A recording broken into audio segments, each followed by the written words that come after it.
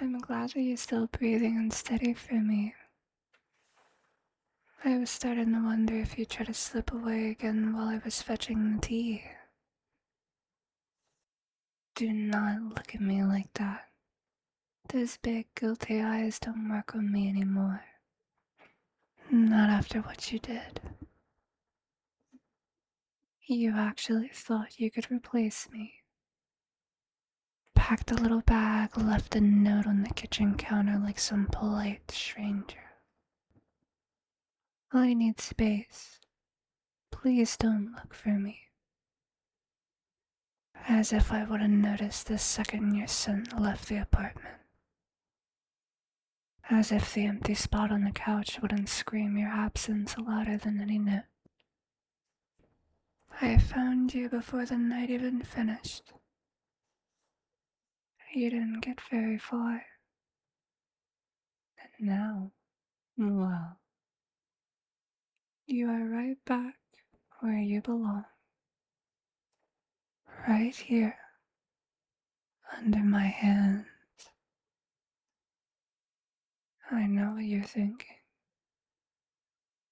I know you think this is wrong, or that I'm being too much. You've said it before, haven't you? In quieter moments. You're intense, kitty. Sometimes I feel like I can't breathe. Trust me, master. I remember every word. I remember the way your voice got small when you said it. And I remember deciding right then that if breathing without me was the problem, I would simply become the air you need. So I did. Soft ropes that don't leave marks if you're good. A locked door that only opens when I want it to. Your phone resting face down on the far table so you don't get any clever ideas about calling someone who doesn't understand us. And me. Right here. Always here. Does it scare you? The way I look at you now? As if you're the only thing that has ever mattered. Good. A little fear keeps the heart honest. But underneath it, I know you feel it too.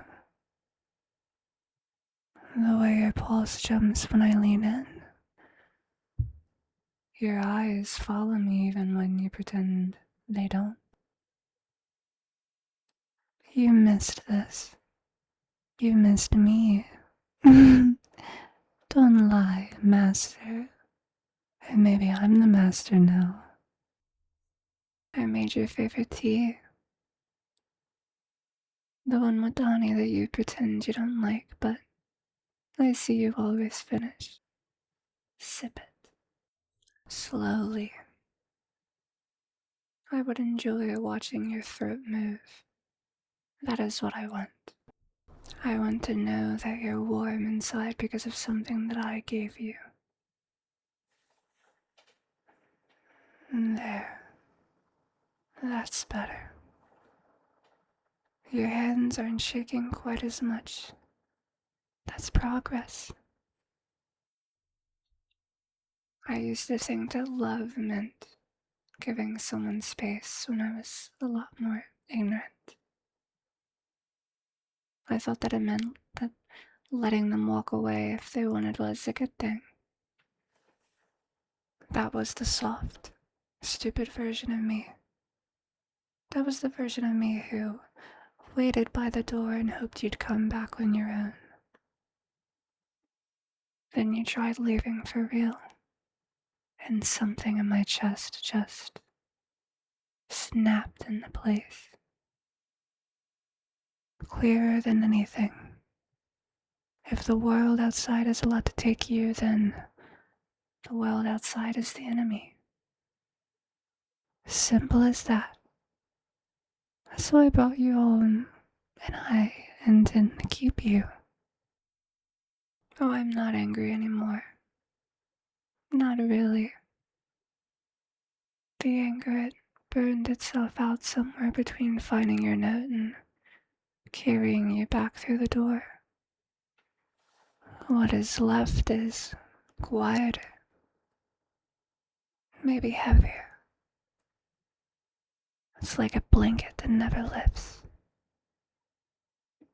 But trust me, I love you. I love the way you frown when you're thinking too hard. I love the little scar I gave you in your knuckle from when I clumsily scratched you with my nails. I love every version of you, especially ones that try to run, because those are the ones that prove how much you need me to catch you, how much you work with my instinct.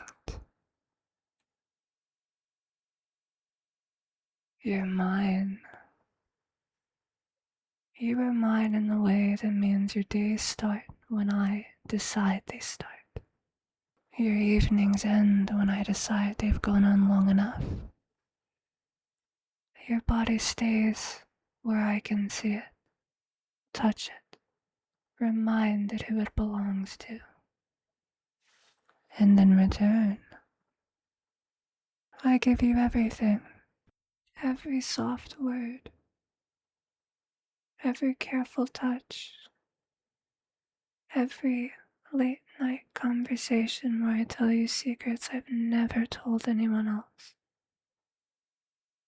I cook for you. I clean the places you forget. I learn the exact pressure that makes your shoulders relax.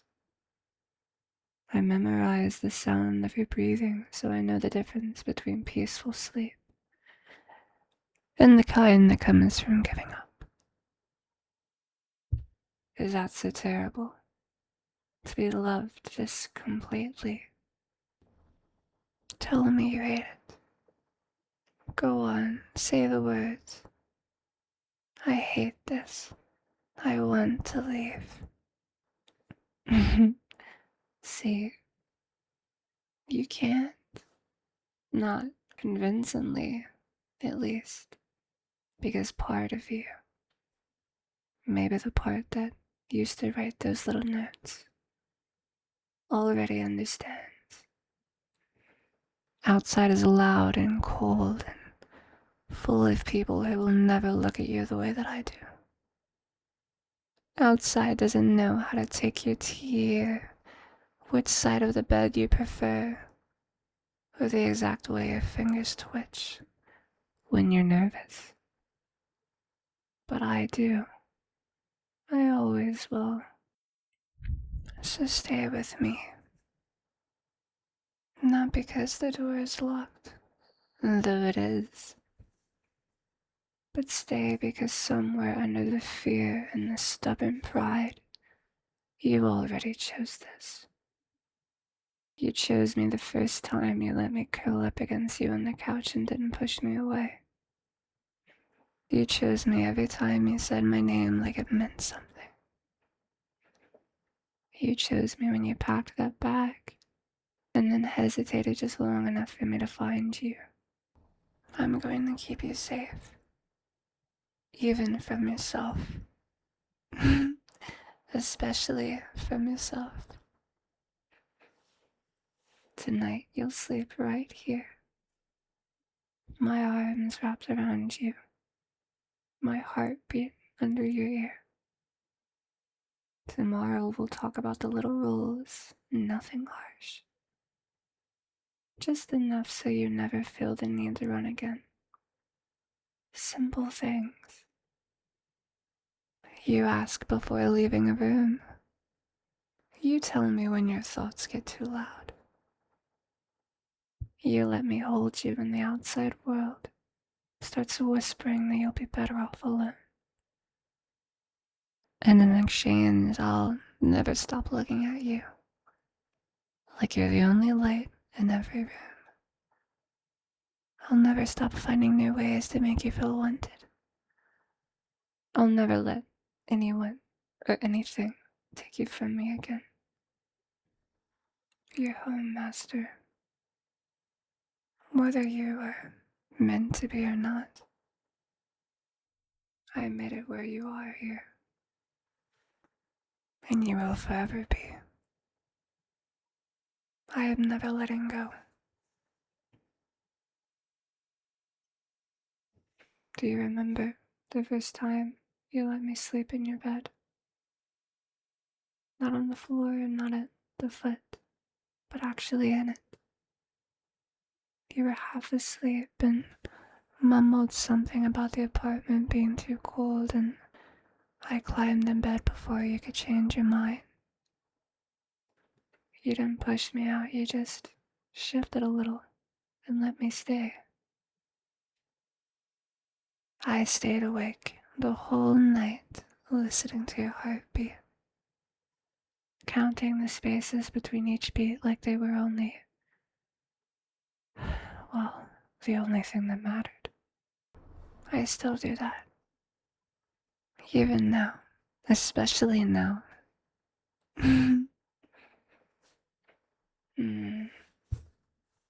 You're warmer than usual tonight.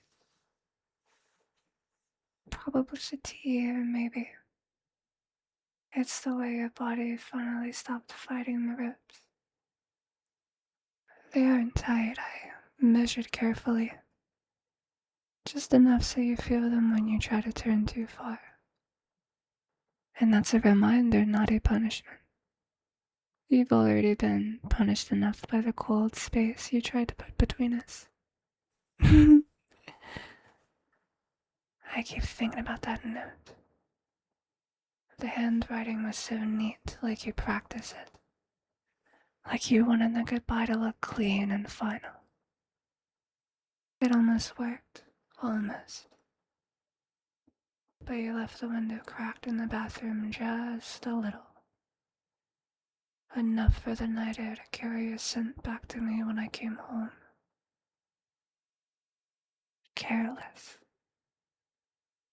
And maybe not.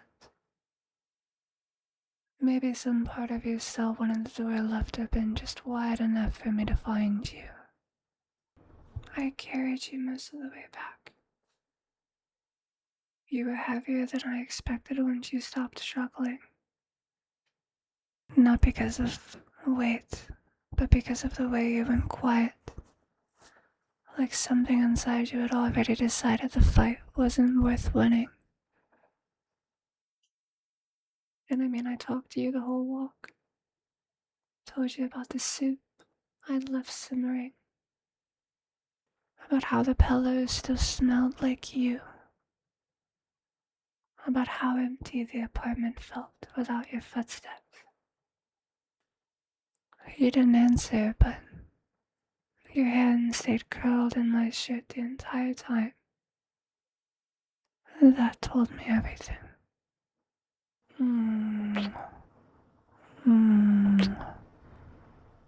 I'm not going to ask you to say you love me back. Not tonight. Words like that get twisted when someone's still half convinced they should be free. I'll wait.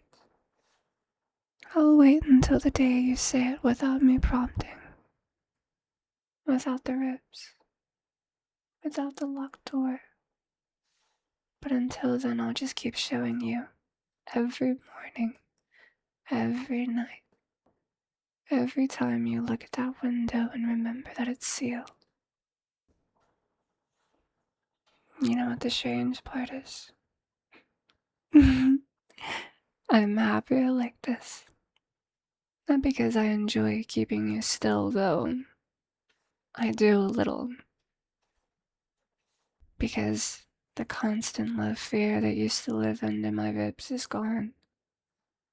The fear that one day you'd wake up and decide the cat Femboy who loves too hard was too much trouble.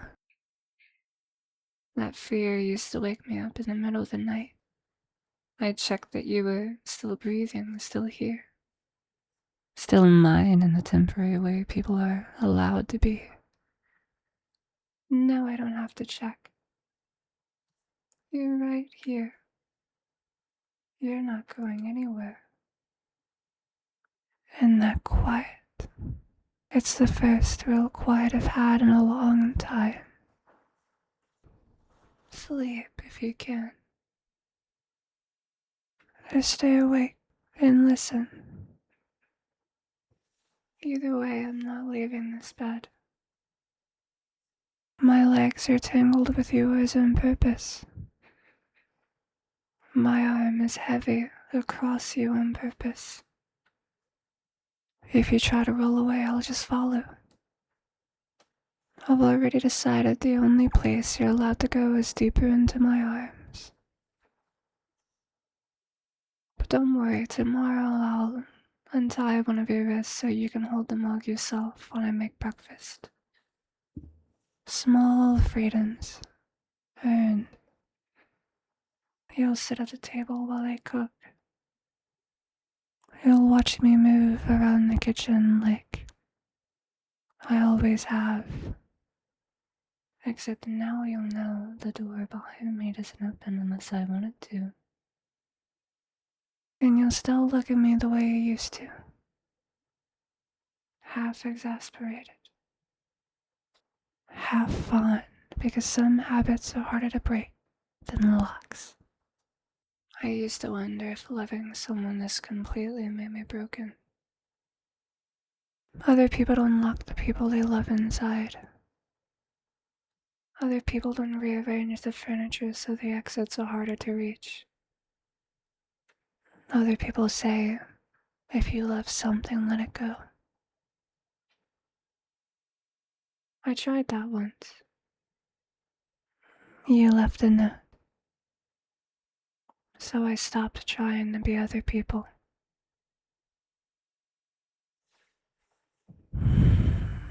You're gonna hate how much you start needing this.